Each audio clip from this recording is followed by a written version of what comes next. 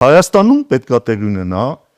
իշխանափոխության օրակարգի շուրջ լայն ընդդիմադիր ճակատի ձևավորման օրակարգ։ Ցանկացած առանձին վերցրած ընդդիմադիր ուժ չի կարող հաջողել, եթե ընդդիմությունը ամբողջությամբ չի հաջողում։ Դու չանցնելով շեմը, դու նպաստում ես այս իշխանությունների վերարտադրմանը։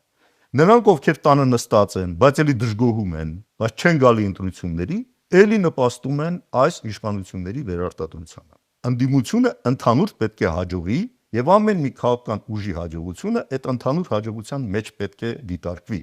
Չի կարող քաղաքական որևէ ուժ համարի ինքը հաջողած ինչա թե անցել է բարյարը, այդ անհրաժեշտ պայմանը բավարարել է,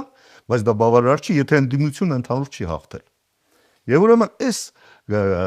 հարցի շուրջ, այս կոնկրետ սկզբունքների շուրջ պետք է ընդդիմությունը ձևավորի լայն ճակատ։ Ես չեմ ասում մի դեմքով հանդես գան։ Այդ պարագայում